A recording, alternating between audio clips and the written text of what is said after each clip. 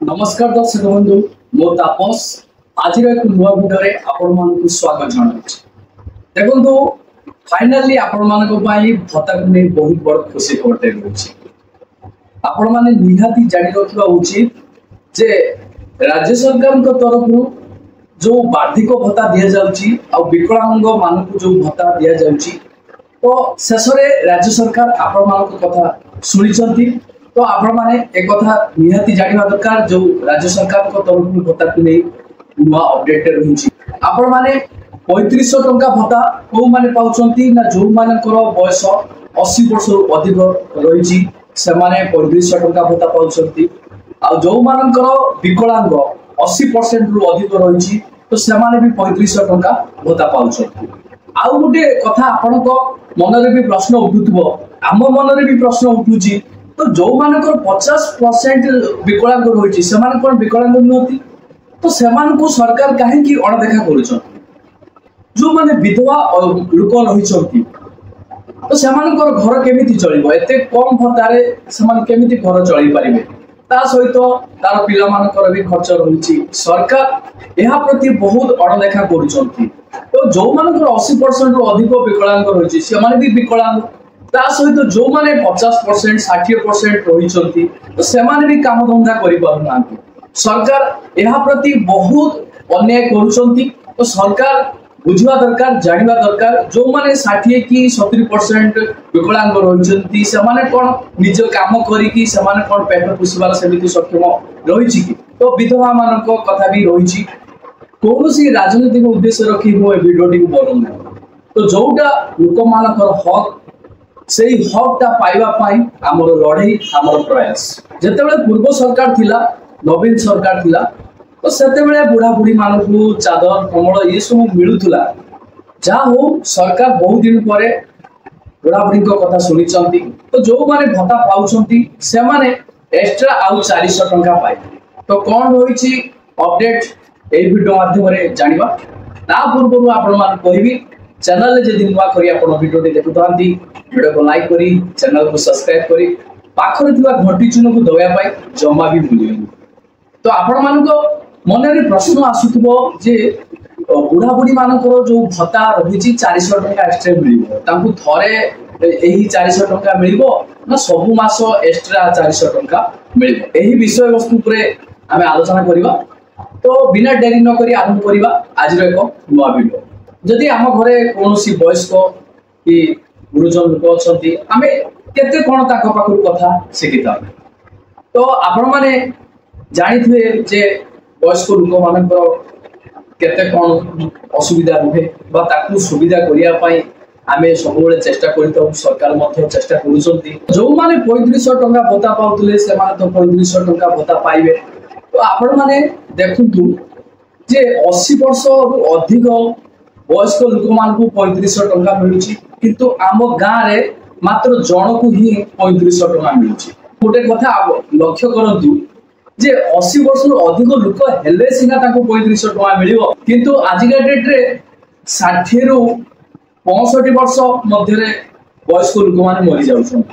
ना कोन होउची ना 30 वर्ष जते बेला पारे जाउची आपण मानकर नानादी रोग होउची लोक मान तो आजिका डेट रे जहाँ भी आम खाद्य खाऊ सब भेजाल खाऊ सार दिया खाद्य खाऊ तो आपण जहाँ भी चाष कर बर्तमान सेटा एबे भल भाव होउनी जेपर्यंत आपण माने सार विष देई नथिबे से पर्यंत आपनकर चाष ठीक भाव रे होने जतबे आपण हॉस्पिटल जाउछुंती आयुष्मान झमिला आपण मानकर मन रे रहउची कि चिकित्सा क्षेत्र रे जो आर्थिक सहायता आपण मानकु मिलुची तो सरकार को तरफ आपण मानकु आयुष्मान कार्ड मिलुची किंतु आयुष्मान कार्ड सरकार जो करिसंती तो आपण मानको पाई बहुत भलो रहिछि किंतु सरकार जेहेतु आपण मानकर नुआ रहिछि नुआ अपडेट को लोक बुझिया पाई टिके असुविधार सम्मुखीन होउछंती एई बड़ी परिस्थिति लोक मानको सहित घटुछि तो तार अपडेट बा तार नुआ सिस्टम को टिके बुझिया पाई लोक टिके असुविधा वो करुछंती। तो चलंतु मुख्य विषय वस्तु पर आमे आलोचना करिबा। बहुत हिताधिकारी जे कहितले कि भत्ता हमर केबे बढ़िबो तो ताकू नहीं कि गुटे वीडियो बनिया पाई तो जणैथिले तो देखु राज्य सरकार एपर्यंत आपण कौन भत्ता एपर्यंत बढ़ई ना तो यह सहित आपण मान गोटे बहुत भल सिस्टम टे करिसंती तो जहाँकि आपण स्क्रीन मु शो कर आपण माने भत्ता टंकाटी केमिति पाउतले ना आपणकर बैंक अकाउंट को टंकाटी आसुला तापरे आपण माने पंचायत ऑफिस को जाई हैंड टू हैंड आपण माने टंका पाउथलो तो जहाँ भी हो तो सरकार आपण मानकर 15 रु 16 तारीख भितर जो पूर्व सरकार थिले आपण अकाउंट रे बा आपण को भत्ता टंका मिल जाउतला वर्तमान नुआ सरकार आसीबा परे आपण मानकर भत्ता टंकाटी केते बेले बा को समय रे मिलुची तार वास्तवता नाही तो को मास 1 तारीख रे मिलुची तो को मास 26 27 तारीख रे मिलुची तो एमिदी प्रक्रिया चलीची नूतन सरकार को तरफ एही प्रक्रिया गोटे स्थिर तारीख रे रखिबा दरकार जहाँ फल जो वयस्क बार्धिक लोक रही हैरान हरकत हेबे नहीं मु कौन राजनीतिक उद्देश्य रखिकी मो वीडियो बनो ना तो जोटा हक तो सही कथाटा मु आपण मानक कहूची तो गोटे स्थिर तारीख रहिबा दरकार तो सेटा आमे अनुरोध करूछु सरकार को आपण गोटे फाइनल डेट गोटे घोषणा करंतु सेही तारीख रे जेमिति प्रत्येक बुढ़ा बुढ़ी मानकु टंका जेमिति मिलिबो